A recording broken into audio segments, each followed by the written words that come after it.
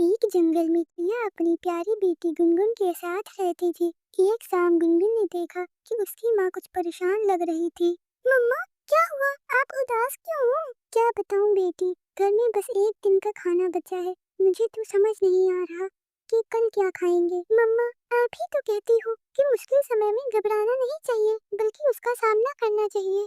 हाँ मेरी बेटी, तुमने बिल्कुल सही कहा, चिड़िया ने प्यार से कहा। और फिर चिड़िया ने घर में बचे थोड़े से चावल निकाले और उन्हें पकाकर एक प्लेट में रखा। मम्मा, इतने से चावल में हम दोनों का पेट तो नहीं भरेगा, आप खा लो, मैं कल खा लूंगी। नहीं बेटी, मैंने तो पकाने से पहले ही तो दाने खा लिए थे, ये चावल तुम खा लो। दोनों माँ बेटी एक दूसरे से यही कह रही थी कि तभी दरवाजे पर दस्तक हुई। मम्मा, आप ये चावल खाओ, मैं देखती हूँ बाहर कौन है। गुनगुन बोली और दरवाजा खोलने चली गई। बाहर एक बूढ़ा साधु पंछी खड़ा था। बेटी, मैं 2 दिन से भूखा हूँ, मुझे कुछ खाने को दे दो।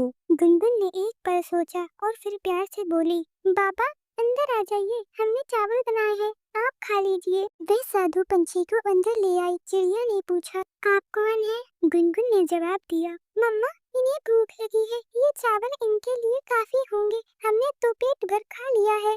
चिड़िया बोली, पर गुनगुन बेटी। गुनगुन ने चिड़िया की बात बीच में ही काट दी और बोली, मम्मा, आप ही तो कहती है कि दूसरों की मदद करनी चाहिए। बाबा, आप अपनी गठरी यहीं रख दीजिए और चावल खा लीजिए।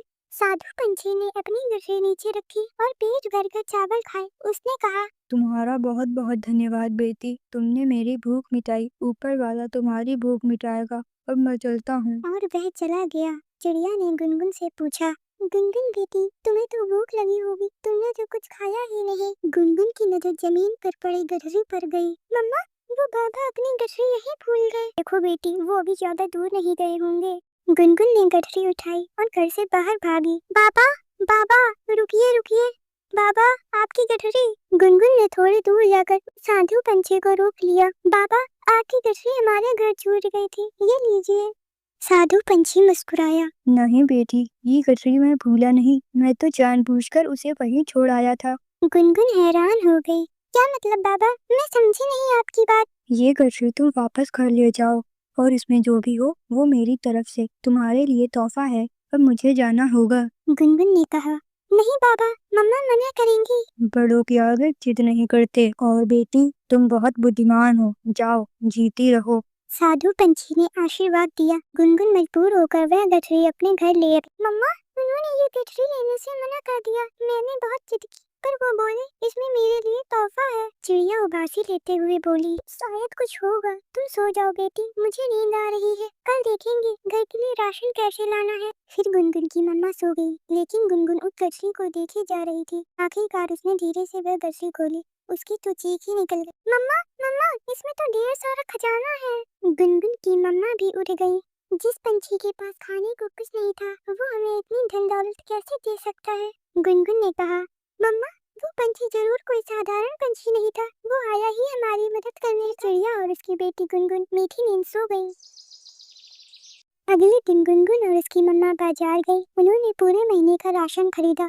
चिड़िया ने मिट्ठू दुकानदार से कहा, मिट्ठू भैया, अगर आपके आसपास कोई गरीब पंछी हो तो उसे मेरे पास भेज देना, मैं उसकी मदद करूंगी। मिट्ठू ने चौंक कर पूछा, चिड़िया, पर तुम्हारे पास इतना पैसा कहाँ से आया? चिड़िया ने मुस्कुराते हुए कहा, मिट्ठू भैया, ये सब ऊपर वाले की देन है। मिट्ठू के पड़ोस में गोरी कौवी रहती थी। वह हर रोज की तरह मिट्ठू को रास्ते में रोक लेती थी। मिट्ठू, मिट्ठू प्लीज, आज एक रोटी दे दो, मैं बहुत भूखी हूँ।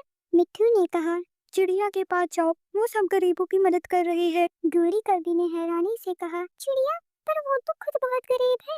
उसके साथ कोई चमत्कार हुआ है, अब वो गरीब नहीं बल्कि गरीबों की मदद करती है। तुम जाओ और उसी से रोटी ले लो। हैरान होकर गोरी कौवी चिड़िया के घर गई। चिड़िया अपने घर के बाहर ही बैठी हुई थी। चिड़िया, ये घर तुमने कब नया बनवा लिया?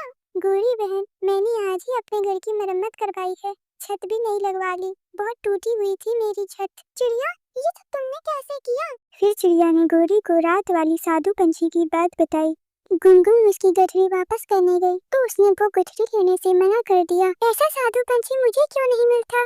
छोटी चिड़िया, ऐसे सारे चमत्कारी काम तुम्हारे साथ ही क्यों होते हैं? चिड़िया ने प्यार से कहा, आप यहाँ बैठो, मैं आपके लिए रोटी लेकर आती हूँ। मुझे नहीं लेनी तुमसे रोटी, मैं तो उस साधु पंछी को ही ढूंढूंगी अब। ये कहकर गोरी वहाँ से चली गई। गोरी इधर जाती उधर जाती, वह पूरे जंगल में साधु पंछी को खोजती रही। वह उड़ते उड़ते पहाड़ों की तरफ निकल जाती है। एक सूखे हुए पेड़ के पास गोरी कौवी को वो साधु पंछी बैठा हुआ दिखाई देता है। गोरी तुरंत वहाँ जाती है। साधु पंछी जी, मैं आपको कब से ढूंढ रही हूँ। क्या आपको भूख लगी है? क्या मैं आपको खाने के लिए कुछ लाकर दूँ? नहीं, मुझे इस समय भूख नहीं है। तो फिर बिना खाए ही वो चिड़िया वाली एक गठरी मुझे भी दे दो। तुम ऐसा करो, ये लड्डू पीपल के पेड़ पर बैठी हुई बूढ़ी फाख्ता को देकर आओ, फिर मैं तुम्हें भी वो गठरी दे दूंगा। मैं अभी गई और अभी आई। गोरी कौवी साधु पंछी से वो लड्डू लेकर पीपल के बड़े पेड़ की तरफ उड़ती है। जाती हुई गोरी कौवी एक पेड़ पर रुक जाती है। वो बूढ़ी फाख्ता इतने लड्डू खाकर क्या करेगी, और साधु पंछी को क्या मालूम कि मेरे रास्ते में अपना पेट भरा है। ऐसा सोचते हुए गोरी कौवी उन लड्डुओं में से 2-3 लड्डू खा लेती है और फिर से उड़ती है। बूढ़ी फाख्ता को लड्डू देते हुए गोरी ने कहा, लो, ये लड्डू साधु पंछी ने आपके लिए भेजे हैं। बूढ़ी फाख्ता बोली, अच्छा किया जो आप आ गई, मैं बहुत भूखी थी। गोरी वापस साधु पंछी के पास आती है। साधु पंछी जी, अब जल्दी से मुझे वो चिड़िया वाली गठरी दे दे, मैं बहुत थक गई हूँ। तो ये बात है, लो, जैसे काम वैसे दाम। ऐसा कहते हुए साधु बाबा गोरी कौवी को एक गठरी दे देते हैं। गोरी वो गठरी लेकर खुशी खुशी वहाँ से चली जाती है। थोड़ी दूर जाकर गोरी कौवी वो गठरी खोलकर देखती है। मर गई, हाँ मर गई। साधु बाबा, ये तुमने मेरे साथ क्या किया? चिड़िया को दिया खजाना और मुझे दी सजा। वो साधु पंछी अचानक वहाँ आ जाता है। जैसे काम वैसे दाम। मैं लालची, झूठे और बुरे पंछियों की मदद नहीं करता। चिड़िया एक अच्छी पंछी है और उसकी बेटी बहुत बुद्धिमान और दयालु है। तुम बुरी हो और लालची, इसलिए तुम्हें सजा मिली है। गोरी वहीं बैठकर रोती रहती है। तो प्यारे दोस्तों, हमारी कहानी को लाइक और चैनल को सब्सक्राइब करें। आपका धन्यवाद।